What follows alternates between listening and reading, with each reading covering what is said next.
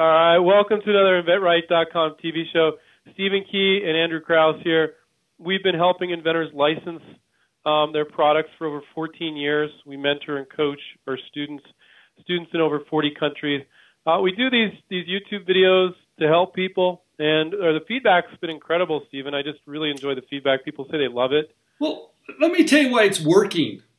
Because I just got someone called me, right? I get this call, and of course I call him back, and he goes, hi.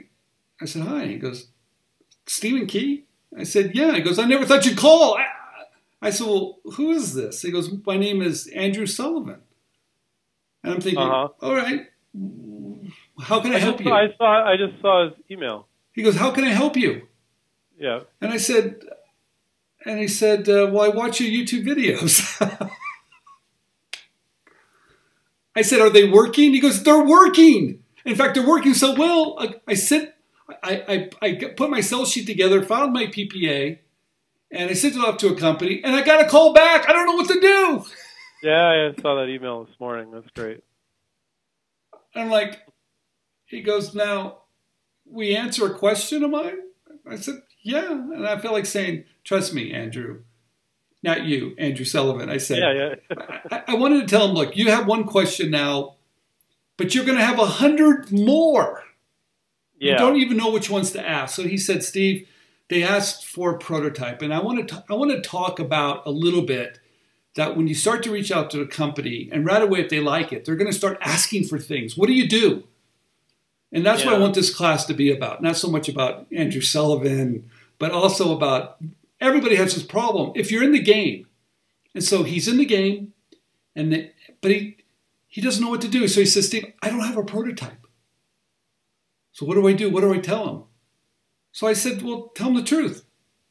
So he goes like, what's that? I go, well, first of all, can you build a prototype? He goes, no. I said, well, why not? He goes, well, I don't have any money. I said, okay. That happens to a lot of us. Sometimes it's too complicated, or maybe you just don't have the money. But the big question is, does he believe that they can do it? He doesn't necessarily have to do it. That's a big misperception. I know. Prototype. Well, that's what I asked him. I said, look, email them back and say, look, I don't have a prototype at this time. But how do we still move forward with my idea? You know, give them an option. Hey, I don't have one. Can you make one? What else? What other options? Are you still interested? Have a dialogue, because sometimes they will make a prototype for you. Now, what he doesn't realize, after they build the prototype and now they want a contract, what does this guy do now? I was like, Andrew, I feel like saying, I guess I'm going to have to talk to my partner, Andrew Krauss, and say, how many of these videos can we make for everybody? Because at the end of the day, there's going to be a lot of questions you won't have answers to. Okay, and that's part of it. Yeah. We're going to help as much as we can. We're going to get you in the game. But guess what's going to happen, Andrew? They're going to get callbacks. I can guarantee it. Well, not just one, but they're going to get emails, and there are going to be phone conversations. And this is one thing you guys will find really helpful, just to know it. It'll freak you out a little bit too, but it's actually good. Typical negotiations are 2 weeks to 3.5 months, somewhere in there, of back and forth. It's like you're a little bird pecking at a tree, and the company's the tree. It's not like this one big phone call, one big email. It's not a TV show where you give you an emotional presentation, you shake their hand, they give you the giant check, and you drive off in a Porsche. No. Donald Trump may tell you it's like that, but no, it's not. It's not like that at all. So there's going to be a lot of – now what's nice about that is you have time to think about it. But if you don't have somebody to talk to give you the right answers, what you do is you're not thinking about it, you're just stressing about it. No, what's going to happen, Andrew? First of all, I told him, well, I guess it works, doesn't it? He goes, it does work. I feel like saying, that's what surprises so many people, is that they can do this, Andrew. They can get in the game. And we do the videos. Of course, we've got one simple idea that you can check it out at the library if you want to, or buy it from Amazon. We put all the steps, but at the end of the day, you're going to have to interact, right? And you're going to have to understand licensing terms, and you're going to have to understand contracts. It gets a little bit more complicated. We're here to show you, yes, you can do this. And yes, this is what it takes. But you're going to need to find someone to help you guide you through that process a little bit. Now we do that. We help students. If it's not us, it's going to have to be somebody else. So people don't understand that, Steve. When we say students, we call our clients students because we feel like we're doing a lot more than just helping them license one product. They're working on multiple projects during the year.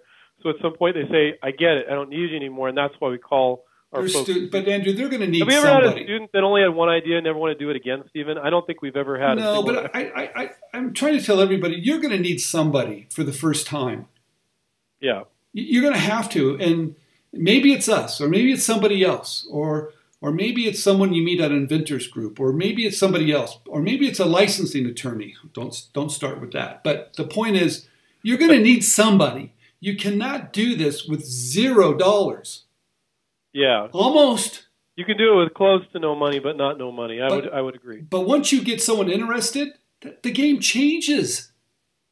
Yeah. And now you got to step it up a little bit. You got to figure out what to say. So I feel really, I was so happy that Andrew Sullivan called me. I felt bad in a way because now the door is opened. He realizes he can do this. He realizes he can play. But now he realizes he doesn't have any money. So you need to either save your money a little bit, you guys, prepare, listen to us, read as much as you can, get in the game. But as soon as that person calls you back and goes, I'm interested, that's when you're truly in the game. And you're going to need help from somebody. So think about it, prepare, save your money if you have to. Maybe you have to call an attorney or somebody else. I don't care. You're going to need help. I want to answer Andrew's question just a little bit. Just because companies ask you for things doesn't mean you need to give it to them. And a big part of what you should do is qualify them first. Don't give them your provisional. Don't give them your prototype. Don't give them any of that until they've talked to you at least once on the phone. That is without a doubt, you never want to do that. Yeah, we see that all the time, everybody. Just because someone asks for something doesn't mean you have to give it. You want to qualify them a little bit, right? It's very easy for somebody to say, drop an email, send me a prototype. It took them 2 seconds to write it, but they need to earn it. And you're probably like, they're a big company. What do you mean they need to earn it? They do. They need to take the time to talk to you on the phone to see if you're... I know, but also realize when they do ask for a prototype, you guys, that's the next step. That's a good thing. Yeah. They want to see something. Whatever you showed them, they liked. And sometimes just talking about it, and sometimes you're like, well, they can make this and they can make this, and you explain it to them. They're like, oh, yeah, we can do that. You averted the whole having to give them a prototype. But that's like a case-by-case basis thing. Now, that's where coaching really, really helps. And we help you realize you can do things that you didn't think you could. Sometimes, I want to say one thing before we end this. Sometimes, and Andrew's right, sometimes the ideas are so similar. If they can do this, and you show them something over here that's so close to it, it's easy. Sometimes it's a little bit more complicated. Sometimes they're going to want some manufacturing help.